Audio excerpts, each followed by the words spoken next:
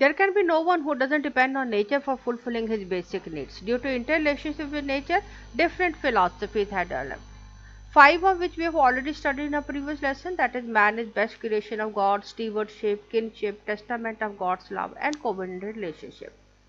When we talk about nature, certain philosophical questions they do arise in our mind, that why we should protect environment.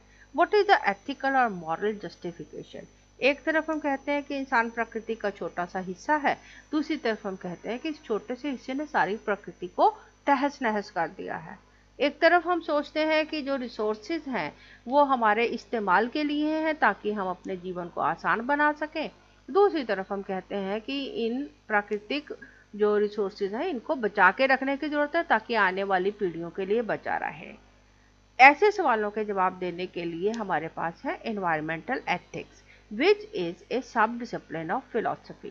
So in this lesson we are going to study about philosophical basis of environmental ethics, यानी कौन कौन सी philosophical theories है जिन पर environmental ethics based है। आगे lesson में हम पढ़ेंगे लैंड एथिक्स के बारे में और एनिमल एथिक्स के बारे में, जो कंपैरेटिवली न्यूअर कॉन्सेप्ट है। So before we start with the lesson, let us try to understand what are ethics and what are environmental ethics. As far as word ethics is concerned, it has originated from word ethos, which is a Greek word, जिसका मतलब है custom और character. Study of rightness or wrongness of human action is called as ethics. It has also been referred to as doing what is right and being happy.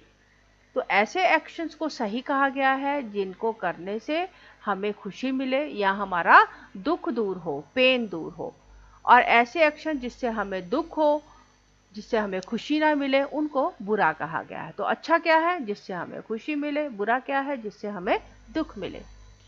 Basically there is no single definition of ethics, क्योंकि ethics dynamic है, they depend upon nature and political context. तो समय के अनुसार बदलने वाली चीज़ है, जैसे जैसे कल्चर बदलता है, समय बदलता है, पॉलिटिकल कॉन्टेक्स्ट बदलता है, वैसे वैसे एथिक्स की डेफिनेशन अलग अलग है।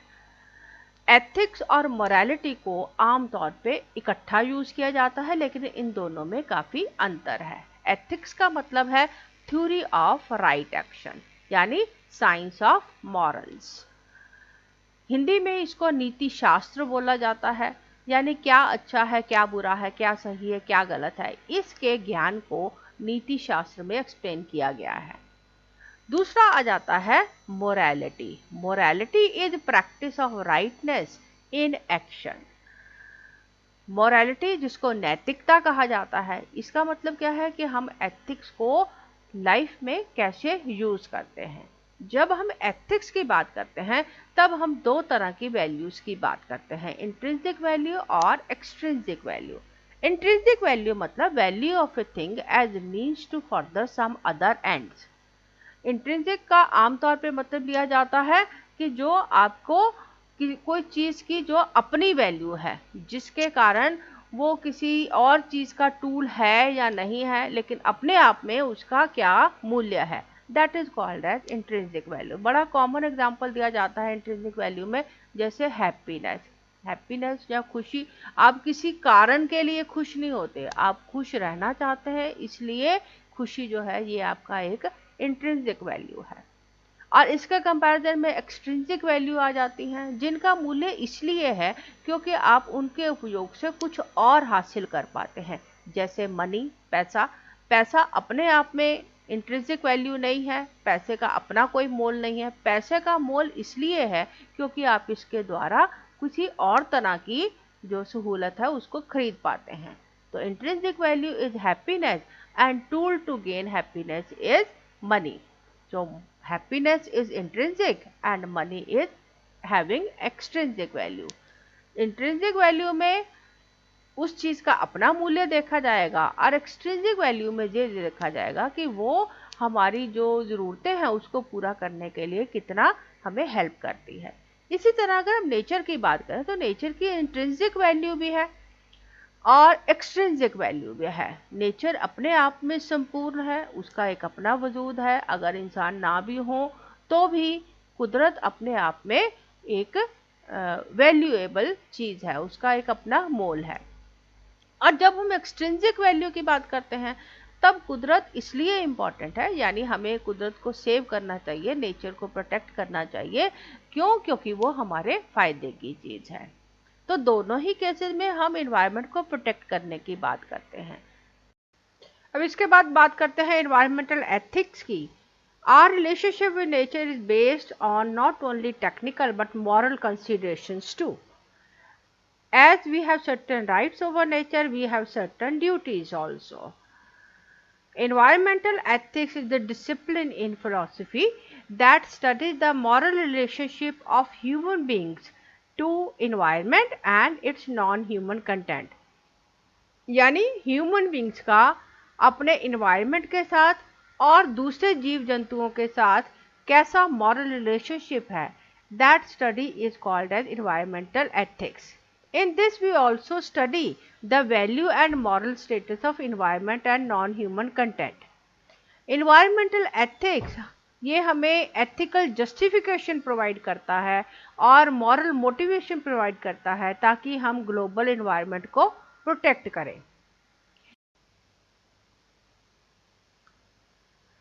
ह्यूमन एथिक्स की 3 अप्रोच बहुत इंपॉर्टेंट है, anthropocentrism, biocentrism and ecocentrism. First let us study about anthropocentrism. Anthropocentrism means it is basically a human centred approach. इसको यूटिलिटेरियन अप्रोच भी कहा जाता है क्योंकि इसमें उस चीज़ को इम्पोर्टेंस दी गई है जो इंसान के फायदे की है.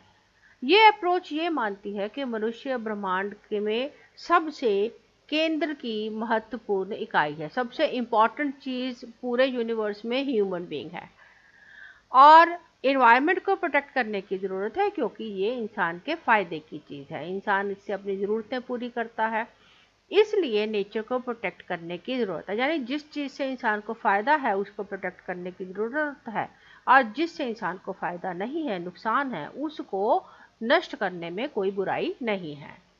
इसलिए हमें ये जो अप्रोच है ये बताती है कि हमारा इन्वायरमेंट के साथ एक इनडायरेक्ट ड्यूटी है, हमारा एक रिलेशनशिप है, हमें प्रोटेक्ट करना है इन्वायरमेंट को, लेकिन इसलिए क्योंकि ये हमारे फायदे की है.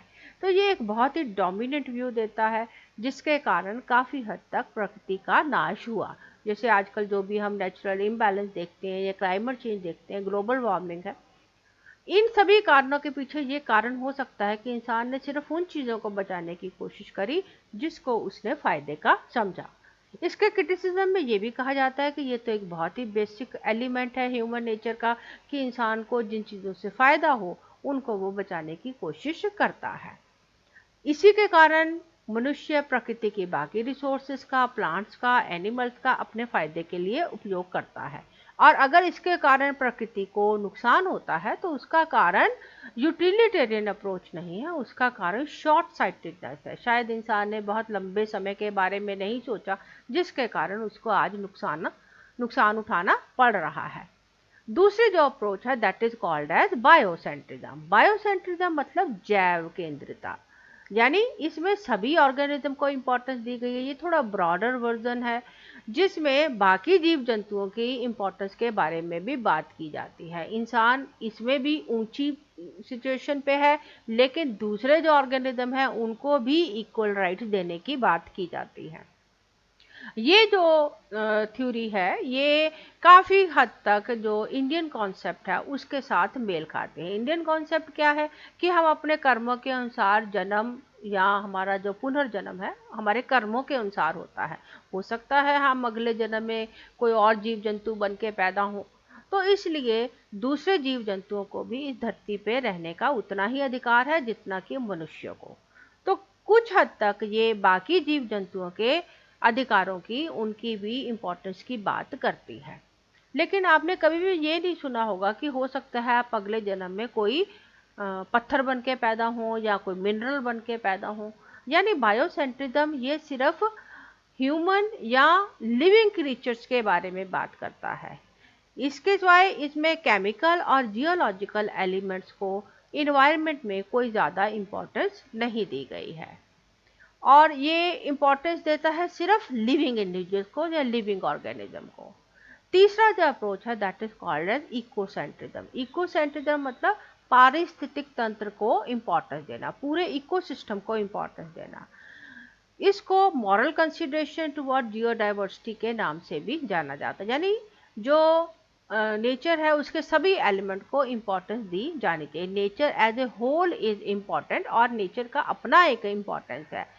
अगर ऐसा कोई पारिस्थितिक तंत्र है जिसमें मनुष्य नहीं भी है, यानी कोई विल्डरनेस है, कोई जंगली इलाका है जिसमें इंसान नहीं है, तो वहाँ पर भी प्रकृति अपना कार्य करती है।